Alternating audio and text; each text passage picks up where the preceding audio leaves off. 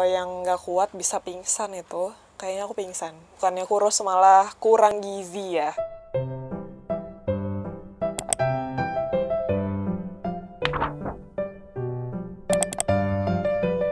Halo, assalamualaikum warahmatullahi wabarakatuh. Welcome back to Rari's channel and welcome back to Nutrition Talks.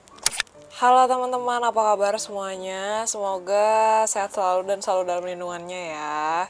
Jadi di video kali ini aku mau bahas sesuatu yang berbau Korea nih. Kalau musik dan budaya Korea pasti para K-popers lebih paham ya daripada aku. Nah, udah kelihatan di judul video ini aku mau bahas apa. Yap, aku bakal coba bahas sedikit tentang diet plan para K-pop idol dan artisnya beberapa tahun ke belakang yang sempat jadi tren.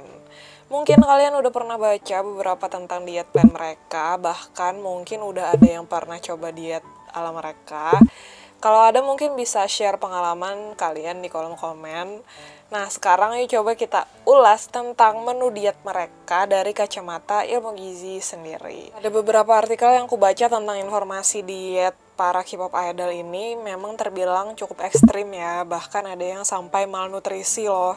Hampir semua diet mereka itu cut off sumber karbohidrat dan lemaknya itu, walau beberapa masih ada yang konsumsi ubi, kentang, brown rice, atau roti, tapi itu pun nggak dikonsumsi setiap waktu makan mereka. Biasanya hanya di pagi atau malam hari, atau hanya pas makan siang, atau mereka hanya makan sumber karbohidrat hanya saat waktu makan tertentu aja, itu pun juga porsinya dikit banget. Belum lagi frekuensi makan mereka yang menurutku juga kurang tepat. Bahkan ada yang sampai pakai gelas cup untuk nentuin banyaknya makanannya.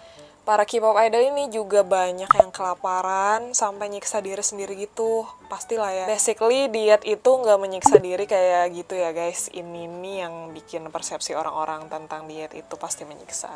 Diet itu nggak menyiksa kok. Diet kan adalah pengaturan makan dengan tujuan untuk meningkatkan kesehatan seseorang.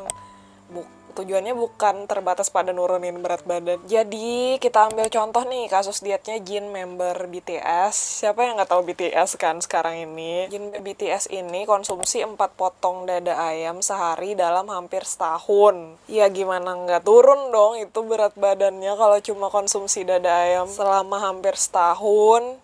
Jelas di sini Jin kekurangan zat gizi lain macam karbo, mineral, dan vitaminnya ya. Maka dari itu dia sempat mengalami malnutrisi kan, kurang gizi. Kalau yang nggak kuat bisa pingsan itu, kayaknya aku pingsan.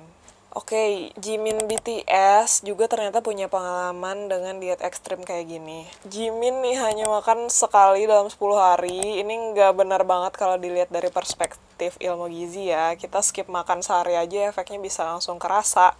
Apalagi nih 10 hari. Tolong yang ini beneran jangan ditiru ya. Terus next ada idol Suzy, by Suzy, juga punya menu diet yang tergolong ekstrim sih menurutku. Dia hanya mengkonsumsi ubi untuk sarapan, dada ayam rebus untuk makan siang, dan 2 gelas susu rendah lemak untuk makan malam. Untuk diet si Suzy ini udah kelihatan banget ya kalau menu makannya sangat nggak seimbang. Defisit kalori pasti dong, tapi jika dilakukan terus-menerus, efek sampingnya bisa banyak kayak sakit kepala, kelelahan, dehidrasi, konstipasi, bahkan kehilangan massa otot. Bisa-bisa itu underweight. Kira-kira kalian kuat nggak sih kalau disuruh diet kayak gini untuk waktu yang lama? Kalau aku sih kayaknya nggak bakal kuat ya. Ada juga Jennie Blackpink yang beberapa waktu lalu dietnya juga sempat viral dan dicoba oleh banyak orang. Jennie ini hanya makan bubur dan salad alpukat untuk makanannya dan minum detox drink, minuman detox. Nah, untuk diet Jennie ini agak sedikit bagus ya, karena dia udah padukan sayur dan buah, protein, dan lemak dalam menu makanannya. Bahkan dia juga menganut diet less sodium dalam diet plan-nya. Cuma mungkin variasi dari jenis bahan makanan dan banyaknya yang perlu diperhatikan lagi. Sebenarnya kalau dilihat lagi, diet ini tuh lebih ke arah jaga proporsi tubuh dia yang memang udah proporsional ya dari sebelumnya.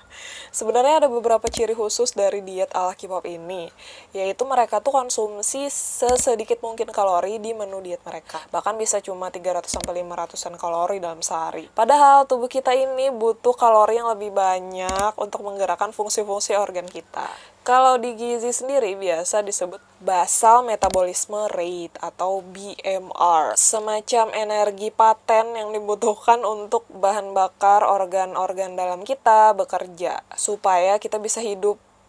Contohnya kayak jantung, supaya jantung berdetak, buat otak, paru-paru, dan organ lain. Selain itu, para K-pop idol ini juga mengurangi asupan lemak mereka. Memang benar sih mengurangi asupan lemak dalam daily intake kita, itu bagus. Apalagi untuk kita orang Asia, terutama orang Indonesia, yang suka banget sama makanan yang tinggi lemak. Siapa yang suka di sini? Ayo, masa ada yang nggak suka gorengan di sini? Nggak mungkin kan, kayak santan, fast food. Tapi ya balik lagi, kalau berlebihan juga nggak bagus. Lemak itu diciptakan pasti ada gunanya dong buat tubuh kita. Salah satunya untuk membantu penyerapan vitamin A, D, E, K, sumber energi, membantu ngatur gen dan hormon yang berkaitan dengan pertumbuhan dan metabolisme, buat ngatur suhu tubuh juga. Nah, yang perlu kita perhatikan itu pemilihan sumber lemaknya sih.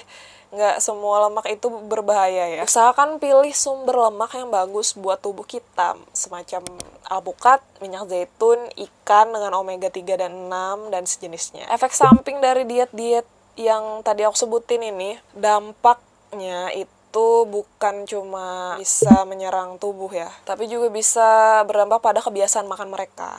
Bisa terjadi gangguan kebiasaan makan semacam anoreksia, ngaruh juga ke persepsi mereka tentang makanan, bahkan bisa stres juga nih karena rasa tertekan kayak kan saat diet. Kalau kalian lapar biasanya mood juga ikut berubah kan. Selain itu, diet-diet ini juga lebih fokus sama hasil yang cepat tanpa peduli ini bagus atau enggak. Selain itu, bedanya sama kita, para K-pop idol ini kan didampingi oleh yang ahli gitu. Mereka punya nutrisionis pribadi mereka yang bisa ngatur multivitamin apa yang perlu dikonsumsi berbarengan dengan diet mereka gitu. Beda nih kalau awam mau coba-coba nih diet K-pop idol ya, bukannya kurus malah kurang gizi ya. Selain kekurangan masih ada hal bagus sih yang bisa kita tiru tapinya dari diet ala K-pop idol ini.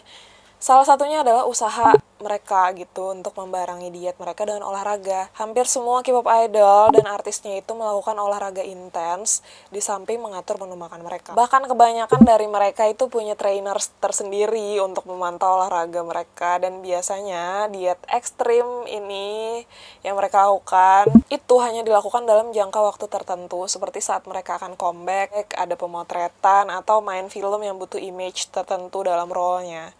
Setelah mereka berhenti melakukan diet ini, ya berat badan mereka juga akan cepat naik lagi gitu. Walaupun dilakukan dalam jangka waktu yang pendek, tetap aja aku pribadi dan aku sebagai nutrisionis nggak menganjurkan kalian untuk melakukan diet-diet ekstrim ini. Apalagi kalau kalian masih remaja, masih masa pertumbuhan, sayang banget kan kalau kalian dapat efek sampingnya di masa depan. Saranku kalau kalian mau diet, jangan cari yang instan deh. Nggak ada diet instan yang sehat. Selalu ada side effect di setiap diet-diet instan. Lebih baik kita sama-sama ubah mindset untuk hidup lebih sehat aja. Kalau niat kita buat hidup lebih sehat, pasti deh tubuh kita juga akan mengikuti. Jangan lupa, diet tanpa olahraga itu juga nggak akan maksimal ya. Entah kalian mau nurunin berat badan ataupun mau naikin berat badan. Ingat juga, diet-diet ini tentunya kalau dicoba pasti berat badan turun. Pasti banget. Tapi penyakit-penyakit lain yang tidak diharapkan juga akan datang gitu. Sekian sedikit ulasan dari aku tentang diet ala K-pop ini. Semoga bisa membantu kalian yang mungkin udah ada niat mau coba-coba diet ala opa-opa. Jadi jika ada yang punya info terbaru nih tentang diet ekstrim yang kayak gini, atau mau request untuk dibahas diet-diet lain, boleh ya drop di kolom komentar. Terima kasih banyak udah nonton sampai sini. Jangan lupa like, comment, dan subscribe, dan nyalakan notifikasinya. Assalamualaikum warahmatullahi wabarakatuh.